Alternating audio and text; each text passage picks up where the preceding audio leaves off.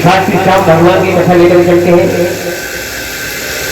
यानी किस तरह से इस कलयुग में भगवान घाट श्री श्याम के नाम से पूजे जा रहे हैं, तो इसका क्या कारण था मेरे भैया। जब कुरुक्षेत्र में यानी कौरवों में और पांडवों के बीच भारी युद्ध छिड़ जाता है, तो एक यानी 16 वर्ष की आयु में एक बालक आकर के बीच दल में खड़ा हो जाता है। मेरे भैया जैसे ये बालक बीच दल में खड़ा हो जाता है, तो भगवान के भैया की नजर उस बालक पर पड़ती है। तो भगवान के भैया कहने लगे, सही बालक, अगर तुम उस दल के हो तो उस दल में चले जाओ, अगर इस दल के हो तो इस दल में आ जाओ, बीच दल में क्यों खड़े हो। मेरे भैया तो बालक कहने लगा है, प्रभु मैं तो यानी युद्ध देखने के लिए आया हूं, और इस दल की हार होगी उस दल की मैं जीत कराऊंगा। भगवान का भैया सोचने लगे, ये बालक क्या कह रहा है। तो भगवान के भैया कहने लगे, बालक तू इतना बलधारी है, इस दल की हार होगी उस दल की जीत कराएगा। कि हाँ, अगर तू इतना बड़ा बलधारी है तो अपना बल दिखा। मेरे भैया उस बच्चे ने जैसी बात भगवान के भैया ने कही, तो बालक आज अपना बाण खींच करके और उस बाण पे यानी लाल रंग लगा देता है, और जैसे ही यानी आसमान में छोड़ते हैं तो सभी क्षत्रियों के लाल लाल धब्बा पड़ जाते हैं भैया। सबके सीनों पे घोड़ा ऊंट यानी सबके सीनों पे लाल धब्बे पड़ जाते हैं। तो भगवान के भैया रोड पे पड़ जाते हैं। तो बालक कहने लगा, प्रभु अगर तुम्हारी आज्ञा हो तो मैं दूसरा बाण छोड़ सकता हूँ और सब दल को समाप्त कर सकता हूँ। तो भगवान के भैया कहने लगे, ये तो बात इसकी सही है। तो भगवान के भैया पूछते हैं, भैया उस बालक से क्या पूछते हो। अरे कहना लगे रघुवीर, अरे बालक से गिरा सुनाई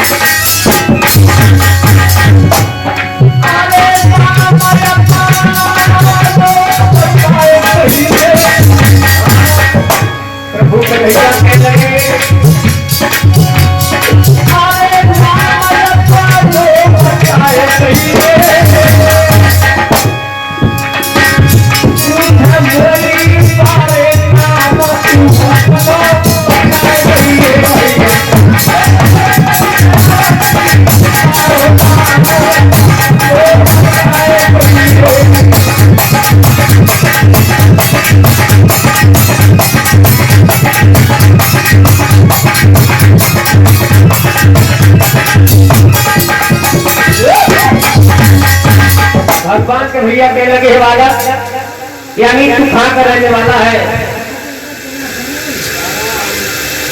यानी तेरी माँ का क्या नाम हो, तेरे पिता का क्या नाम है। मेरे भैया तो बालक जैसी कहूं भगवान का भैया की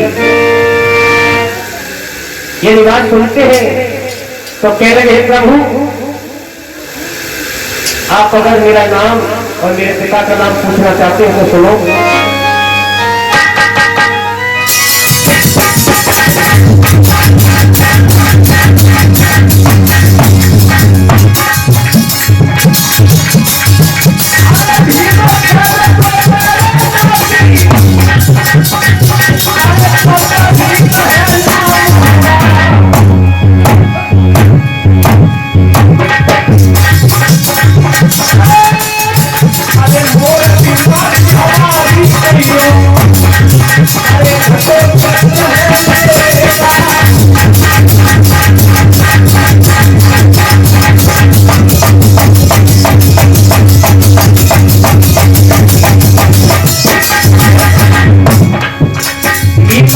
को मैं हो नाती, वो बालक बोला कीमत चैन को मैं हो नाती, और कंबरी कहे मेरो नाम, मोरनी मान्य हमारी कई हो, और घटो सत्य को मैं हो नाम।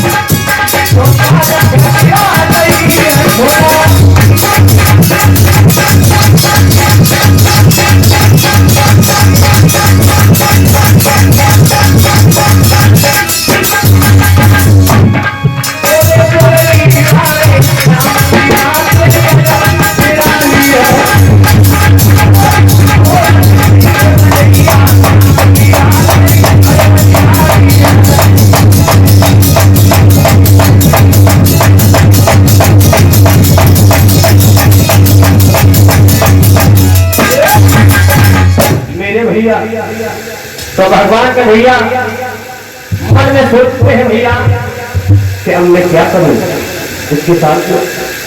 अगर जाने एक बार छोड़ो तो सबके क्षत्रियों के और घोड़े के बहुचन के लाल लाल धप्पा सीना में लगाए गए। अगर जाना दूसरों को छोड़ दो तो सब जगह को समाप्त कर दो। तो भगवान के भैया कहने लगे कि हे बालक, अगर तुम इतने यानी बलधारी हो तो उतने ही तुम दानधारी होगी। अगर तुम इतने बलधारी हो तो उतने ही तुम दानधारी होगी। तो बकरी कहने लगा कि हे प्रभु,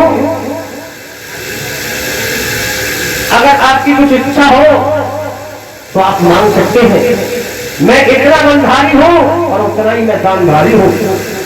मेरे भैया आज प्रभु उस बालक से क्या मांगते हैं भैया?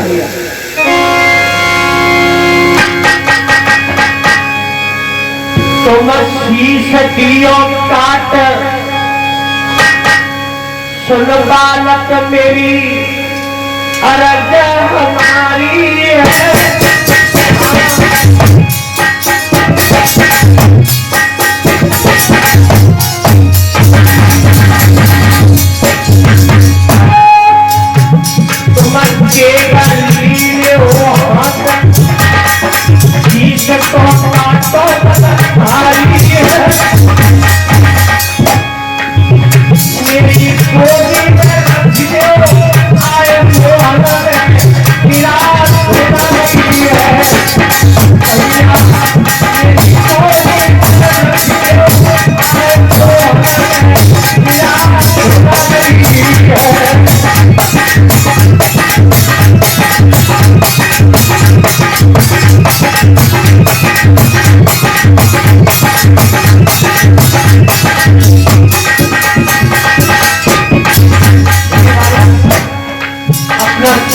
से काट के और मेरी गोदी में रख दो।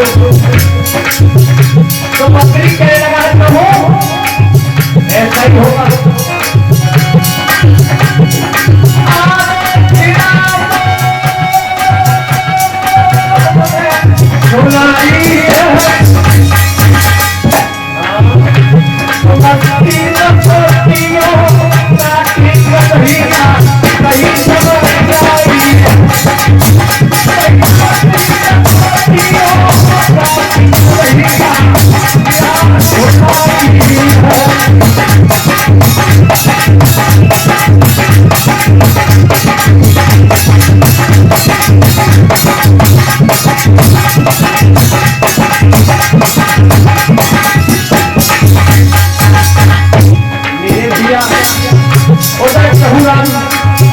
कन्हैया जी कहने बालक आपका शीश काट कर मेरी गोदी में रखो।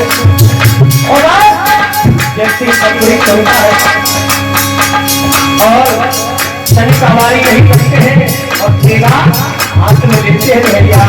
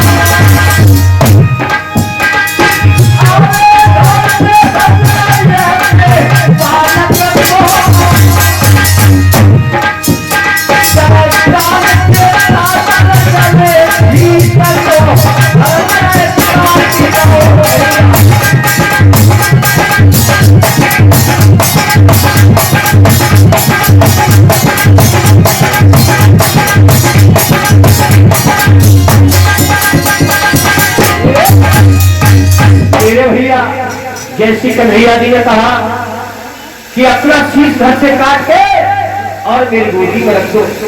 मेरे भैया उस बकरी ने अपना शीश घर से काट के और प्रभु कन्हैया जी की गोदी में रख दिया। और भैया वो शीश किस तरह से भगवान कन्हैया जी से बतलाता है, उस शीश से आवाज आती है क्या?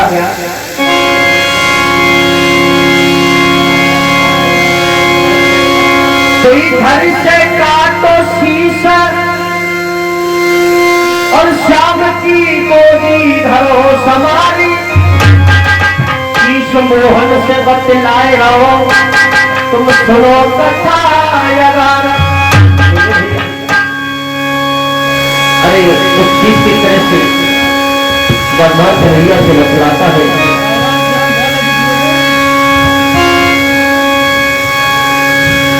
अरे समर देखन चलो आओ,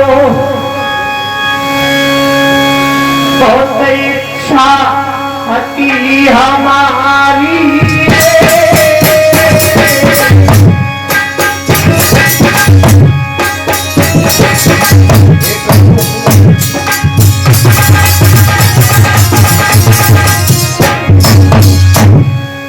समर देखन चलो आओ, इच्छा हटी हमारी। तुमने तारों में ले लो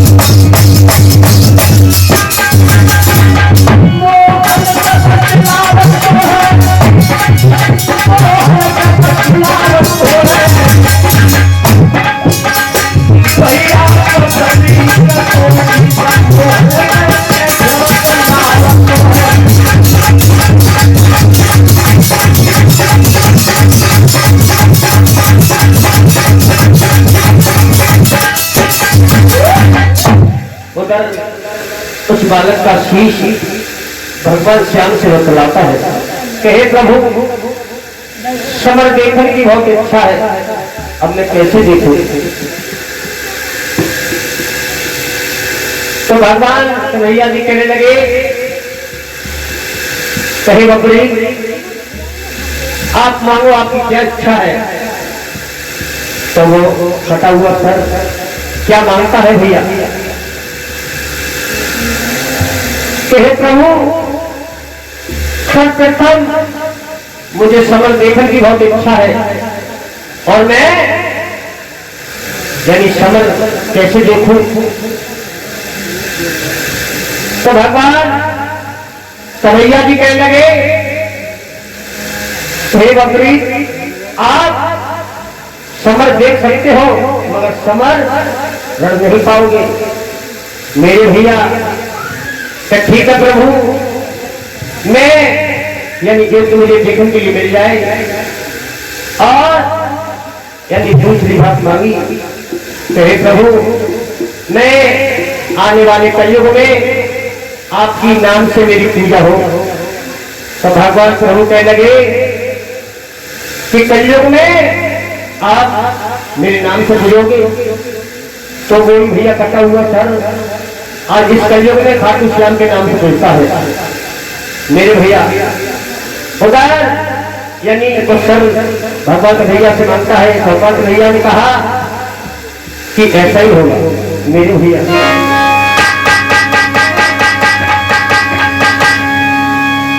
अरे वरदान दे दो